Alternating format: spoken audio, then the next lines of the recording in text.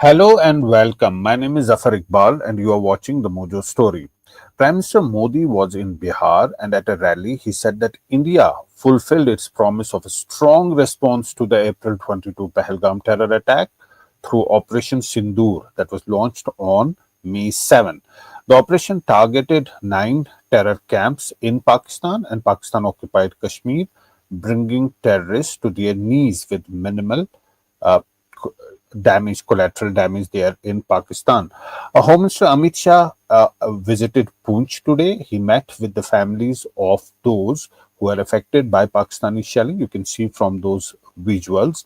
Home Minister said that the strikes destroyed Pakistan's surveillance network, crippling its ability to wage infrared warfare.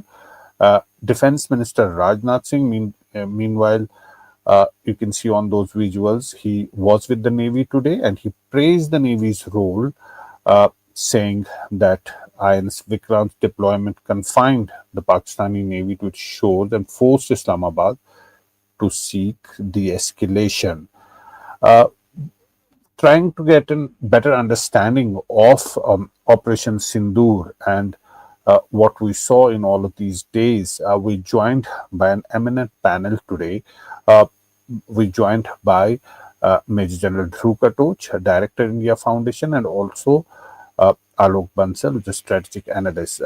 We're talking at a time when a delegation from India, multiple delegations are uh, in visiting different countries and trying to put across Indian point of view. Now they cut across party lines, and they're members from different political parties who are actually in different countries uh, talking to people there. But if I may start with you, General Saab, we have been speaking a lot about this, but now things have become much clear. There's satellite imagery that has come out, and we're getting more details about Operation Sindoor. We heard the Prime Minister, we heard the Home Minister, we heard the Defense Minister, we heard the Air Chief, we heard the Navy Chief, we heard, we're getting more and more details with every passing day.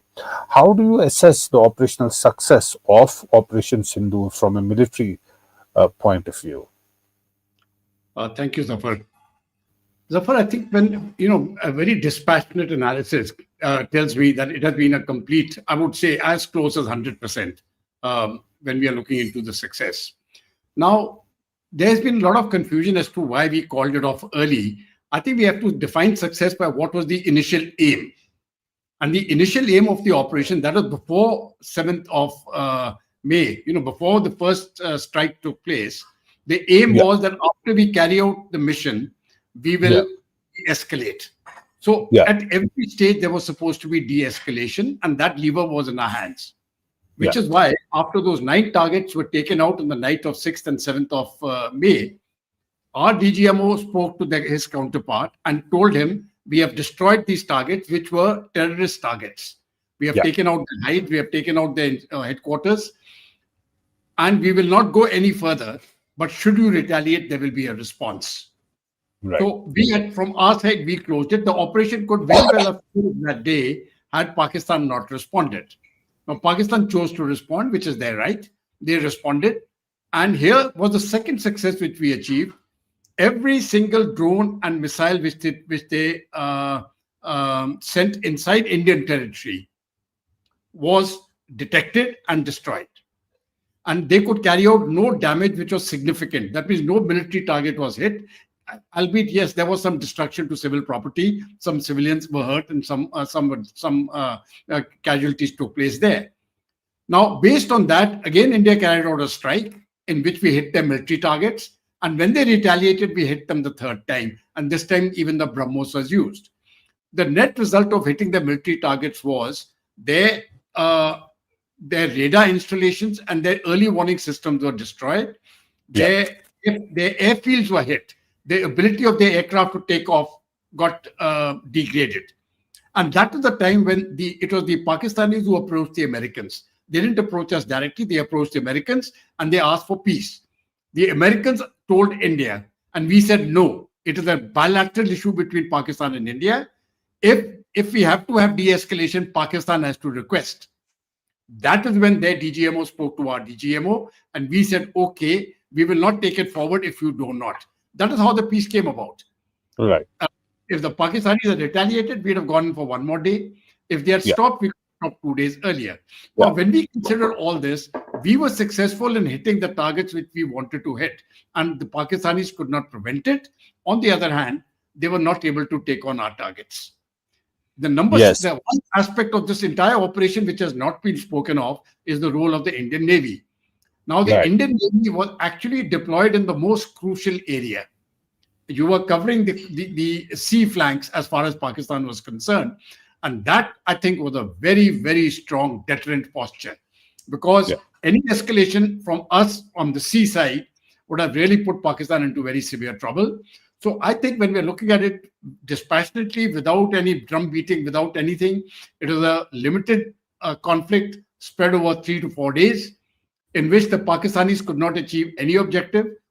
We achieved our objectives and we controlled the escalation. Zafar. Yes, and the objectives were very clear. The destruction of the terror camps, which were achieved in just 22 minutes. What followed afterwards was Pakistan's, sort of response and then engagement that followed. Had Pakistan not responded, it would have been perhaps just those 22 minutes, and that would have been the end of it. After all those terror camps were destroyed, but it lasted for a few days because of the engagement that followed. But Prime Minister Modi had spoken in Bihar after the Pahalgam terror attack, and he said that कल्पना से भी ज्यादा मतलब उन्होंने कल्पना भी नहीं की होगी जिस तरह का एक्शन लिया जाएगा, and he had clearly said that. And today he was again in Bihar, and he said that Vachan, Pran, Jaye par Vachan na Jaye, that the promise that was made has now been fulfilled. If we can first play that sound bite, and then we can go to Alok ji. साथियों, सासाराम की इस धरती के तो नाम में भी राम है। सासाराम, सासाराम के लोग जानते हैं भगवान राम और उनके कुल की रीति क्या थी। प्राण जाए पर वचन न जाई, यानी जो वचन एक बार दे दिया वो पूरा होकर के ही रहता है। प्रभु श्री राम की ये रीति अब नए भारत की नीति बन गई है। अभी पहलगाम में जम्मू कश्मीर में आतंकी हमला हुआ था। हमारे कितने निर्दोष नागरिक मारे गए। इस जघन्य आतंकी हमले के बाद एक दिन के बाद मैं बिहार आया था और मैंने बिहार की धरती से देश को वादा किया था, वचन दिया था, बिहार की धरती पर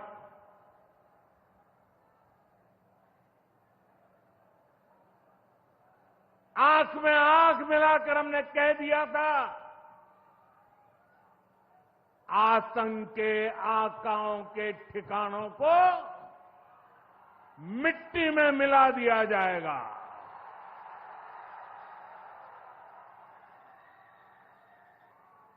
बिहार की धरती पर मैंने कहा था, उन्हें कल्पना से भी बड़ी सजा होगी। आज जब मैं बिहार आया हूं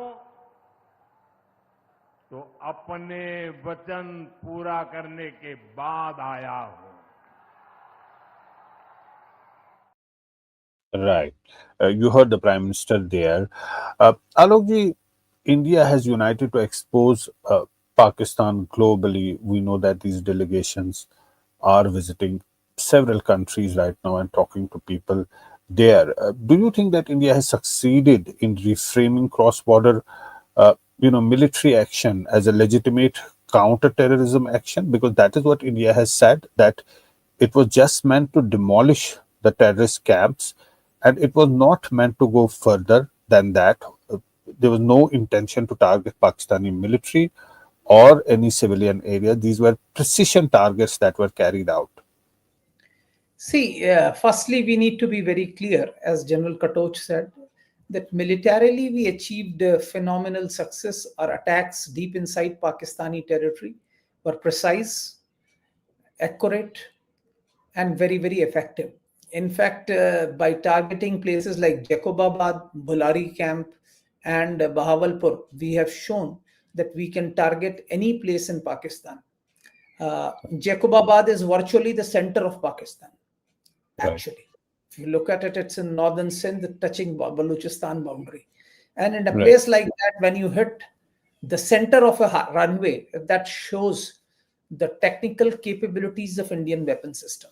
Similarly, in Bulari, it's north of Karachi, where we hit actually the hangar, and a squadron leader and 5-6 airmen died. There again, we showed how effective our weapon systems are. So, as far as damage to Pakistan's military is concerned, I think there is no doubt that we were extremely effective, and we have shown to the world what is the efficacy of our weapon systems, some of which were indigenous, and the world saw them for the first time. Right. Pakistani retaliation was primarily to prove to its own public that they are doing something. And that's why their retaliation was of the type which made noise, which was visible to public. And as a result, you saw artillery shelling falling on civilian areas. You saw a host of drones flying and trying to target civilian areas. So we saw that, and that they were also effectively engaged by our air defense system, which again proved its efficacy. Now, what is important is that we have shown to the world that Pakistan's nuclear bluff is no longer valid, because we have shown to the world that below the nuclear threshold, there is scope for a conventional warfare, which we have shown. Yes. We had shown in Balakot. Now we have gone further. We have actually attacked the Pakistan's heartland, and this is below the nuclear threshold. Pakistan for long has been propagating that there is everything is nuclear. We have shown that yes, there is a scope for a nuclear threshold, and which we have established. Secondly, we have established a doctrine that any terror attack will be perceived as an act of war, and we will respond accordingly. So now Right. Pakistan knows that any attack will be retaliated in the conventional field. The second important factor is the teams that we selected and sent across the globe are all party teams. That actually shows the world that we are all together. And people like Shashi Tharoor, people like Mr. Owaisi, they have really made huge impact across the globe. In fact, in Pakistan's parliament, there was actually a demand by PTI saying that, see, India has sent an all-party delegation and you are here, you have actually just restricted it to your party. You're not trying to take the country together. And whatever unity was achieved during the war has actually now frittered away as far as Pakistan is concerned. So there is no doubt that we have attained enormous success. And I hope these delegations, which are going to a number of countries, will be far more successful and will attain more success in days to come. Right. And it was very timely that these delegations, we saw actually Shashi Tharoor taking a lead, doing those interviews with foreign media outlets. And now we're seeing him almost on a daily basis giving those press conferences in different parts of the world and trying to put across India's point of view.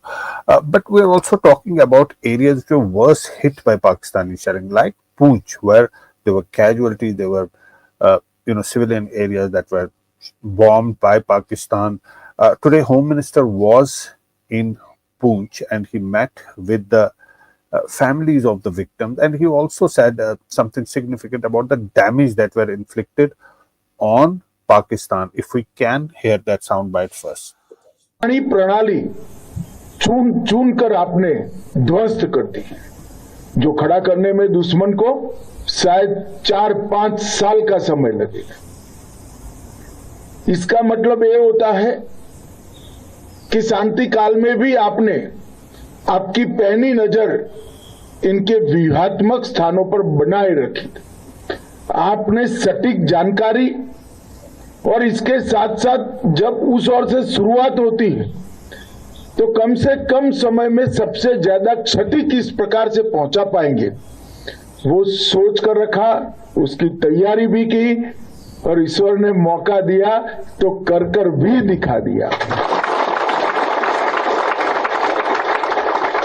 मैंने आपके DG साहब से मुझे जो report मिली उसको बारीकी से देखा है। सबसे बड़ा नुकसान अगर पाकिस्तान की साइड पर हुआ है तो उनकी निगरानी उपकरणों की क्षमता को ध्वस्त करने का हुआ है और इसके कारण एक लंबे समय तक वो संपूर्ण जानकारी वाली लड़ाई नहीं लड़ पाए। एक 3 दिन के समय के अंदर 118 से ज्यादा पोस्टों को नुकसान करना या पूर्णतया ध्वस्त करना ये बहुत बड़ी बात होती है और ये बहादुरी तभी होती है जब देश पर गर्व होता है, दिल में देशभक्ति की भावना होती है और सर्वोच्च बलिदान देने का जज्बा होता है, तभी जाकर ये परिणाम आता है। General Katoj, is the destruction of Pakistan's surveillance infrastructure, that is what the Home Minister was pointing at, a game changer in future engagements, if at all those engagements take place across the line of control? Because he said that it takes some years for Pakistan to rebuild that, surveillance mechanism, because that is what has been destroyed by Indian strikes. Actually, when you're looking at the radars, etc., which were destroyed, the complete systems have been taken out. That is going to take a lot of time to build up. And it is simply not a question of buying an aircraft and, and putting things up. You've got to get you've got to bid for a system, you've got to get it there, you've got to install it, you've got to test it. It's going to take time. I don't think 5 to 6 years may be too long, maybe excessive time. They can do it faster. Yeah. But I think certainly for a year they have been put up. But I think the bigger message is different, The bigger message is anywhere in Pakistan we can take out a pinpoint target. That capability is there. And now what systems is Pakistan supposed to get which will detect, track and destroy an incoming missile to them? I don't think they can do it to the BrahMos. If they can't do it to the BrahMos, then I think their defenses are open. And if in any future conflict, what will happen is if we take out their visibility means, their means to detect, detect and track, then their ability to launch automatically gets degraded. So within the first 2 to 3 days of the battle, they are going to be in a very, very difficult situation. And along with that, you take out their runways also. So this is going to be a different battle. In fact, now I'm thinking even the armed forces of India, we are going to reorganize in a different way. This is not the way we are going to, the way battles are going to be fought in future is exactly the way we have fought these 48 to 72 hours. And that is how we have to plan. On the land border side, he also mentioned about 118 posts being destroyed. Yeah. Yes. Presume you were mentioning to the BOPs, the border outposts, and stuff on the border. Now that of course can be built up in a very quick time, but the psychological messaging of that is going to be very, very deep. You see, artillery shelling is much more in the mind than what actually happens on the ground. It is not so much the artillery shell; it is the psychological effect of that shell. Okay, a shell is coming, which really jitters people. And for India, I think we could have carried on this artillery shelling for a month or 2 months or 3 months or 4 months. The Pakistanis could not have sustained it for more than 5 days. The reason why they actually sued for a ceasefire was that, they wanted something, they wanted a face saver. They didn't get a face saver. So, they still sued for peace. And then they claimed victory. And the best way of claiming victory is to, make their chief a field marshal. And, that gives the impression that we won the war. Okay, so be it. But over a period of time, you see, when they start analyzing, when you look at the cost effectiveness, the ratios, what all they have lost and what all they have gained, they will find that they have gained nothing. Not one military target has been taken out by their missile systems on the ground. They've not been able to manage that. But they have not. But for them, the bad news is they could not protect their own targets from our missiles. Yeah, it is very simple that when India struck the terror camps, all those strikes were successful. They could not prevent those strikes. Their air defense system could not prevent those strikes. And when when they fired their missiles, all of them were deflected or shot down. But Zafar, the important messaging is, the first day, okay, let us say for whatever reason, they were taken by surprise because we hit the terrorist camps, which they didn't expect. But the second night and the third night, they knew the military targets are going to be attacked, and yet they failed to protect them. You see, that is the bigger message. Some things happen in the military. The first night, okay, they may not have been protecting the terrorist camps. Okay. But the military, they were certainly protecting their air assets. They were certainly protecting the runways. And they were certainly protecting the radars. And when they got destroyed, I think it was a cause of great concern to them, and an even greater concern to the Chinese who had supplied them the equipment. So it is a failure of the Chinese defense systems also. But that takes us back to the point that what is Pakistan going back to its playbook? Alokji, maybe you can throw some light.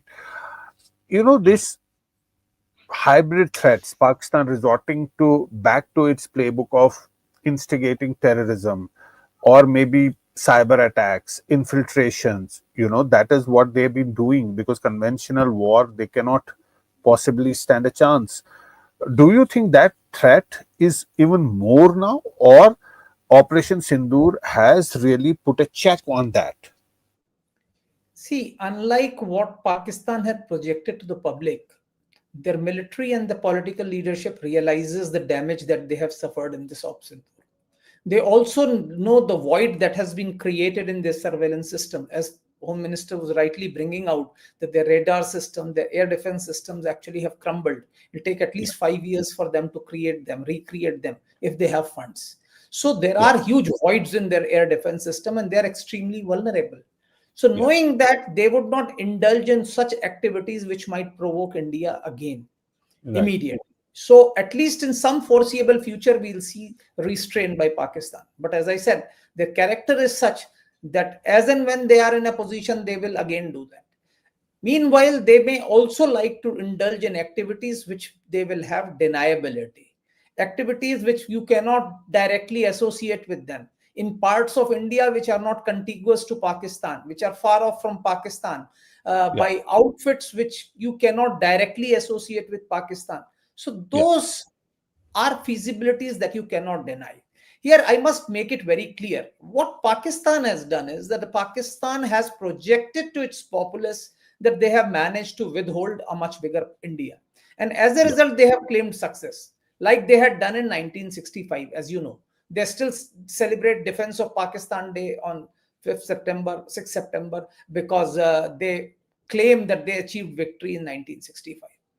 That time also they had promoted a field marshal. Now they have again promoted a field marshal. But you should remember that last time they promoted an army general to the rank of field marshal, Pakistan broke away within a decade. So next time they are again committing the same mistake, they'll have to watch out. Right. That's an important, sort of a slice of history. But coming to the role of Navy, General Saab, I was hearing Defense Minister Rajnath Singh. He was saying that Pakistan is lucky that Navy got involved not in a major way. It got involved, but it did not get involved in a major way in Operation Sindoor. And he said that if Navy would have got involved in a major way, that Pakistan could have perhaps split into 4 parts. That he said he tried to. He recalled 1971. He said that when Navy got involved, Pakistan broke into 2. In fact, let us hear that soundbite first. Pakistan को पता है जब भारतीय नौसेना पूरे जोश के साथ, पूरे जोर के साथ जब चलती है तो उसका अंजाम क्या होता है। 1971 इसका गवाह है कि जब इंडियन नेवी हरकत में आई थी वह 1 से 2 हो गया था। मैं पाकिस्तान की बात कर रहा हूं। जब हमारी इंडियन नेवी हरकत में आई थी तो पाकिस्तान 1 से 2 हो गया था। अगर ऑपरेशन सिंदूर में भारतीय नौसेना अपनी फॉर्म में आई होती तो पाकिस्तान के 2 टुकड़े ही न होते, बल्कि मैं समझता हूं शायद 4 टुकड़े हो जाते। साथियों, जिस तरह आप हमारी समुद्री सीमाओं की रक्षा करते हैं, जिस इंटेंसिटी से आप हिंद महासागर की हरकत को ट्रैक करते हैं, अगर आपकी वह क्रेडिबिलिटी, कैपेबिलिटी इस मिशन का हिस्सा होती तो पाकिस्तान का क्या अंजाम होता, यह मुझे बताने की जरूरत नहीं है। एक तरह से कहें तो पाकिस्तान बहुत खुश नसीब है कि ऑपरेशन सिंदूर के दौरान हमारी नेवी ने अपने पराक्रम का जितना प्रदर्शन करना चाहिए था वह नहीं कर पाई। General Saab, the point is that Pakistan Air Force still has manpower, has equipments, has aircrafts that could engage in a fight with India. But Navy is the weakest link, and had Indian Navy also come into play, then things would have been different. That is what the defense minister is pointing at. You see, Zafar, that actually the Navy did come into play. They just didn't fire. Yeah. And the very fact that they were deployed created great tension and hesitancies in the mind of the Pakistani military commanders and their civilian leadership. You see, the Navy doesn't have to fire. Their very presence is a deterrent, and you have the Western Fleet there, right? Yeah. The aircraft carrier was there with its entire fleet of ships, and they were battle ready. They just required the order. I think Karachi would have been in a mess if they had actually gone into doing what the defense minister is mentioning. Yeah. So even without firing a shot, they were very, very effective. That was a deterrent effect. Now, I think if they had gone into action, the air defenses of Pakistan are much better defended from the land-water side. Not that well from the from the naval side, though there would have been defense there. But you see, the amount of effort they have put in from the land side, it will be slightly different to what they have done on the Karachi coast, the Balochistan coast and the Sindh coast. There, I think they would have been in very, very serious trouble. I'm not even talking of aircraft, the missiles. If the Navy had fired, say 20 to 30 BrahMos missiles, what could these people have done? Every single missile would have hit a pinpoint target. You could have taken down half their fleet. So they were in very serious trouble. And more importantly, what happens to their trade? The entire blockade takes place of their harbor. What do? So this is the Navy was a very potent weapon. In fact, very frankly, amongst all the 3 services, I personally feel the Navy is the most potent, because the damage which they can cause is something phenomenal. And I think the Pakistanis realize that. It is not an accident that the DGMO rings up our DGMO and says, let's have an understanding of whatever word you want to give it. Yeah. But the Indian plan have an issue, so we really didn't go for it. So we said, okay, we wanted de-escalation, and that was our de-escalation measures. But I think, when it is very funny, every time when people say, the Navy's role was limited, I said, no, the Navy's role is not limited. It was a very, very major role actually played out. And, the whole Navy fleet is there, and it gives you it gives you great strength and the ability to give a punch whenever you wish to. At the flick of a second, at a word command, they would have been in action. They wouldn't have required time to deploy. They were deployed. So all that they had to do was to press the switch, the targets were determined, and the destruction would have become. That was the Indian Navy. It was a very powerful weapon, and it was used, except that the weapon was not fired. I think the Pakistanis should be grateful. Zafar. Yeah. That's what the defense minister was also saying. But Aloki, I come back to, we talk about politics a bit of all of this. We're getting these delegations that are going abroad and talking to people, which we talked about Shashi Tharoor. Salman Khurshid also, there and speaking. Despite the politics that's going on in India, what's Congress saying and the way their public statements, Congress stand on Article 370. We know that that's been there for all these years. But Salman Khurshid spoke about Article 370, and he was very clear that Article 370 was sort of a thing that was creating an illusion that Kashmir is somehow separate from the rest of the country, and that is gone, and that's brought about very much the stand that is shown by the government for all these years, unlike the Congress stand. How do you? Let's play that soundbite, and then perhaps we can throw some light on that. Kashmir had a major problem for a long time. Much of that was reflected in the thinking of the government in an article called 370 of the Constitution, which somehow gave an impression that it was separate from the rest of the country. But Article 370 was abrogated. It was abrogated, and it was finally put to an end because so much time has passed. Subsequently, there was an election in 65% participation in election. There's an elected government in Jammu and Kashmir today. And therefore, for people to want to undo everything that has happened, the prosperity that has come to Kashmir is something which is very unfortunate, and it will give a setback to anybody. And as you know, your part of the world, in all the countries in this neighborhood, nobody can be told, give up a part of your sovereignty, give up a part of your country, give up a part of your family. Kashmir and we are family together. Nobody can break up this family. Nobody can break up our home. That is the only message we are giving. And the limited exercise we need to do to ensure that our family remains safe is all we did for 4 days, and when we tried to give a message to Pakistan. Please don't do this misadventure. You will not succeed. And I hope that we've been able to give this message. Thank you. Alovia, I thought it's a very significant statement that he made there, explaining the whole thing. Come to this. As a former naval officer, let me make a few points on the issue. Yes.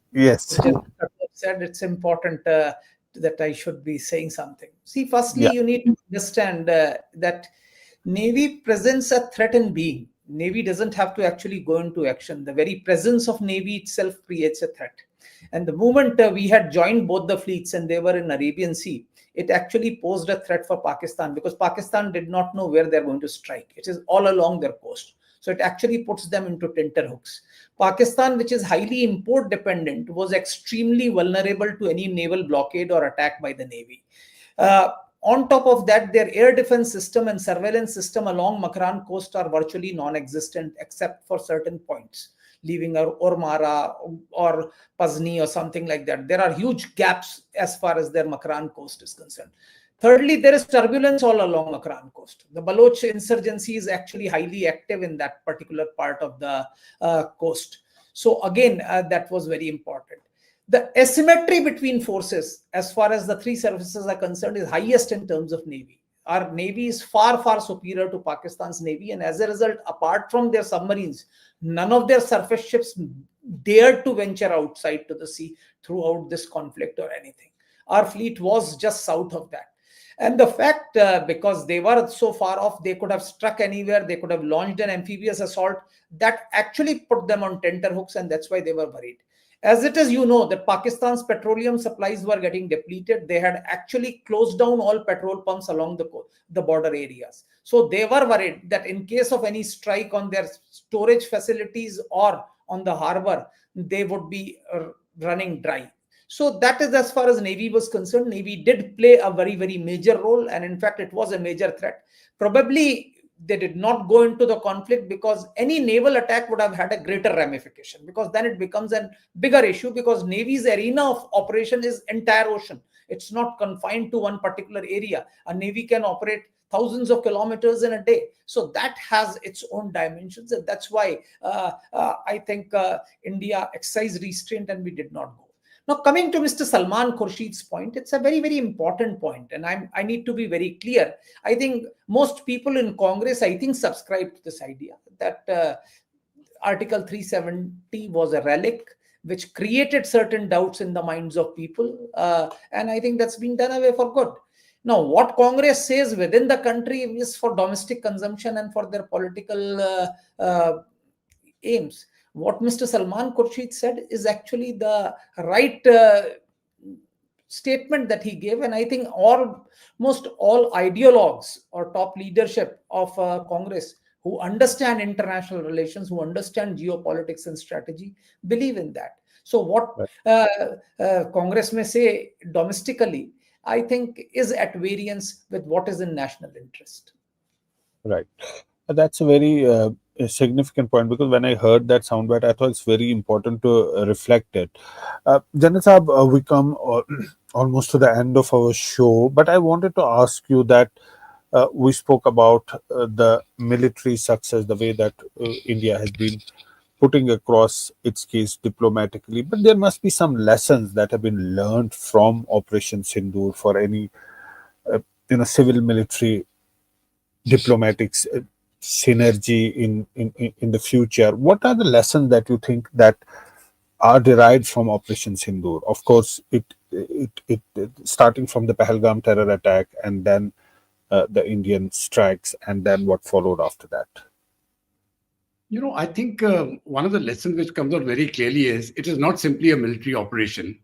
Yeah. It is a whole of government operation. You see, the entire government was involved, not just the armed forces. So you had the intelligence services, you had the political authority, the decision makers, and of course the military as the executive arm. Everybody was involved, and they got together on this. This is one. Number two, I think a very important lesson is really for the military how future wars are going to be fought, and how destruction can be carried out on specific targets within a very, very limited time frame. That is how the battles are going to be fought. When we looked into when the parliament was attacked, or when the Mumbai attacks took place, there was no response from India, because the very fact that your response was actually a whole of an assault by the army. Now we are looking at different things. We are going to take pinpoint targets. We are going to take you down, and it is very high, very firepower intensive, very space intensive, very missile intensive, and a whole of government approach. And I think we have to factor that into all our future planning. The third thing is there has been a radical shift in our methodologies, and our postures. Earlier we had a policy of strategic restraint. A word, sounds so nice, strategic restraint. Yeah. India's exercising strategic restraint. It really meant we are doing nothing, right? And this strategic restraint kept on right up to 2016. For the first time, we changed it in the surgical strikes and then in the Balakot strikes to deterrence. That deterrence also has failed. Now, the new policy which has come in is compellence. I use the word compellence. We will compel Pakistan to abide by what we tell them and stop terror, because it is simply not kinetic anymore. It is a combination of kinetic and non-kinetic, and the non-kinetic is going to be Indus waters. Indus waters, visas, all those steps which have been announced, when they are going to be put together, that is the non-kinetic effect. And one of the reasons why these, of course, all-party delegation has gone abroad, of course, to explain the India point of view. But there is something else which they will be telling the entire audience, that we have changed our policy, and any attack on Indian soil will be perceived to be done by the Pakistan military establishment, and we will attack them. It's an act of war. We have made our intention very clear, and that is going to be informed also to the foreign audiences. So we are looking at a doctrinal shift in how we approach our affairs. We are looking at a reorganization shift within the military, which will take place now. And we are looking at any future conflict which takes place as a whole of government approach, with both kinetic and non-kinetic measures being applied together. Zafar. Right. Alok, the last word to you before we wrap up. I said there are lessons to be learned. I think militarily we did phenomenally well. We did it. I think whether we should have gone for a kinetic action or should have stuck to only non-kinetic action, which would have been far more debilitating for Pakistan, needs to be decided. One issue which I feel is that as soon as Pahalgam attack happened, I think nobody in India had an iota of doubt who was behind it, because no Kashmiri would indulge in that sort of an attack which actually hits at their belly, because Their livelihoods were affected, terrorism was done, and I think it was very clear that some external agency was involved, and it could only have been Pakistan. But personally, I feel for the international community it would have been better if we would have started blaming Pakistan after a paucity of time, with some more credible evidence at that point of time. I think at that point of time we were, I think started accusing Pakistan a little too early. Although it was a foregone conclusion, everybody in India knew and everybody knows that it was from Pakistan. But from international community's point of view, I think it would have been a little better if we would have taken a little pause and established that Pakistan-based terror outfits were involved in it, and then made a statement that would have probably carried a greater conviction. That's what I feel. Though I think nobody at any stretch of time had a doubt that these people were from Pakistan who would actually indulge in this act of terror. Right. Thank you so much, Alokji. Thanks so much, General Saab, for joining us today and for sharing your thoughts. And thanks to our viewers for watching the Mojo Story. Thank you. It's great to see you here. Thank you for watching our work. If you haven't subscribed yet, don't forget to click the bell icon and subscribe to Mojo Story and support independent, robust journalism.